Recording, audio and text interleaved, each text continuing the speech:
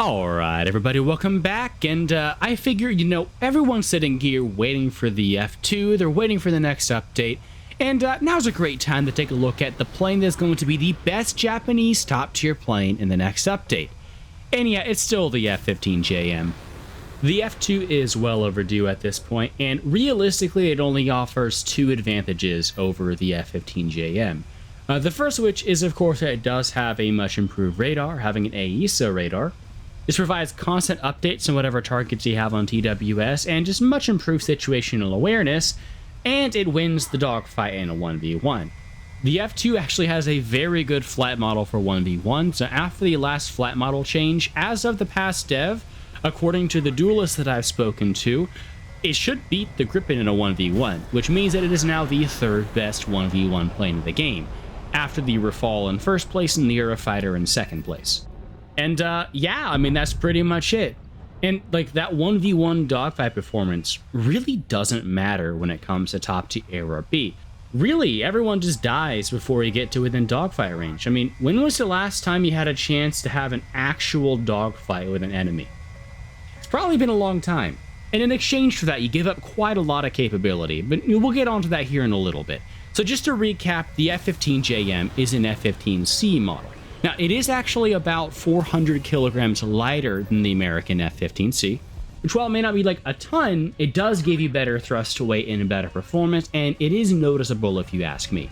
The bigger thing, however, is that you do actually get better missiles in the American one as well, and notably, the same missiles that the F2 gets. Now, both of them get a max of 8 missiles. The difference here is that the F2 can only carry 4 AAM4 and 4 AAM3 as maximum. And having only 4 radar missiles in top tier is kind of an issue. Currently we're in a radar meta, and so having more radar missiles, in my case, I usually like bringing 6, is usually preferable. Now, the F-15J, while it does still have a maximum of 4 AAM4s, it can still bring on the wings an additional 4 AMRAAMs, giving you a max of 8 radar missiles. This is already a massive plus over the F2. Now, personally, I like bringing 6 radar missiles, having 2 of those AAM3s because they are quite useful. We'll get onto that here in a little bit, but having the option is always great. Speaking of those AAM4s, they are, in most cases in ARB, just a straight upgrade over the AMRAAM in terms of usability. You can probably see right there, they turn a lot harder off the rail than the AMRAAM does, and that is crucial because most of the time in these games, you're shooting from less than 20 kilometers, and a lot of the time it's going to be off foresight. Now, can the AMRAAM hit some of those shots? Sure, but once you get to like around 6 to 8 kilometers, it starts to really struggle.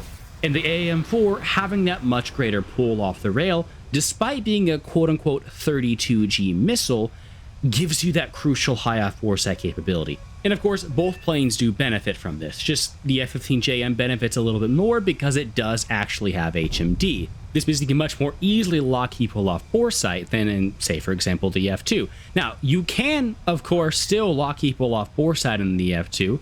You can use a different ACM mode, for example, that is much taller, and use that to lock instead. Not having HMD isn't game-breaking. The F2 is still going to be playable, but just not having the option is a bit of an issue. The HMD is just so convenient, especially when you have a bunch of targets around, because you'll have your radar locking on to random stuff, different players, allies, missiles, everything else, and being able to point at exactly what you want to lock is really helpful. Now, I know plenty of people only run radar missiles at top tier, and having the 8 radar missiles already as an option in the F-15J is a massive advantage. However, me personally, like I said, I do like to bring a couple of those IR missiles, and there's a couple of reasons for that. The biggest of which is that sometimes you do run into people that are multipathing, especially late in the game like this. Multipath is by no means reliable in this day and age, but in cases like this where we're both low to the ground, my missile's not coming top down at him, if I fired a radar missile at him, there's a very good chance it would just impact the ground near him and it wouldn't actually kill him. Instead, I can fire an AAM3 side aspect at him. It's going to ignore all of his flares and kill him. And the AAM3 is one of those IR missiles that is just so incredibly good. It's basically an AIM-9M that has ever so slightly better IRCCM, but the big thing is it has a lot more range. It has substantially lower drag and a slightly better booster than the 9M, and so in most situations, you're going to be getting around like an extra kilometer, maybe half a kilometer rear aspect of range, and of course side aspect it can be even more. It catches people off guard all the time and is very, very consistent from my experience at top tier, especially because when somebody is notching, they have to go side aspect to you, and side aspect is where suspension IRCCM, like what the AIM-9M and AAM-3 have, is the strongest. Another thing is that with how focused combat is on radar missiles these days, a lot of people aren't paying attention to IR missiles coming at them. I have an incredibly high success rate with these. I just wish that I could swap 2 of them on the F2 for AAM-4s instead. And that brings us to the next thing that the F2 really isn't all that ideal for, and that's its speed. It is barely faster than the F-18 on the deck. Like, the F-18 goes Mach 1.08, the F2 goes Mach 1.11. For comparison, the F-15 goes over Mach 1.2 on the deck, and the F2 is slow at basically every other altitude as well. This puts you on the defensive versus most other fighters. It gives your missiles less energy whenever you launch. It also means that people can just run away from you. If a Eurofighter or a FAL or an F-15 don't want to engage, they don't have to, and you don't have the radar missiles to back it up. You only have 4 of them. The F-18, for comparison, gets 10. It also compresses and doesn't pull as hard as the F-15 at higher speed, which the high-speed pull is pretty important for AirRB, especially when it comes to notching. I mean, you already had to air brake periodically in the F-15, you're going to have to air brake a lot more in the F2. Oh, and did I mention it has a worse thrust to weight than the F-16C Block 50, so it also accelerates worse than the F-15JM as well. So you're giving up speed, energy for your missiles, you're giving up better acceleration, you're giving up better high-speed pull for dogfight performance, which really never happens at top tier. I do have one small bit of good news for any F2 fans. Up until like the last day or two of the dev server, the F2 only had 60 countermeasures, which was another nail in the coffin for it. Gaijin did go ahead and fix it. It now has 120 single pop countermeasures. So it now has the same number of pops as the F-15JM, because the JM does double pop countermeasures. So yeah, Gaijin kind of added the F2 a little bit late, and as of now, there's really no reason to play the F2 in AirRB. At least it gets 8 JDAMs for using against the new SAMs and Ground RB.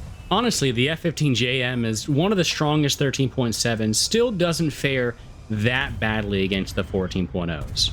It's actually easier to notch in than something like the F-15E, for example, and you do get better missiles, at least for ARB. Plus, you get periodic down tiers to 12.7 like the one you see me in right here, so it's quite enjoyable whenever you do. The difference in power between something like, say, for example, the F-16ADF at 12.7, and this thing is actually quite incredible. In any case, I hope you enjoyed the video. This should be my second to last video before the update comes out, so if you made it this far, let me know what you want to see in the comments down below from the new update. Catch you next time, and peace, y'all.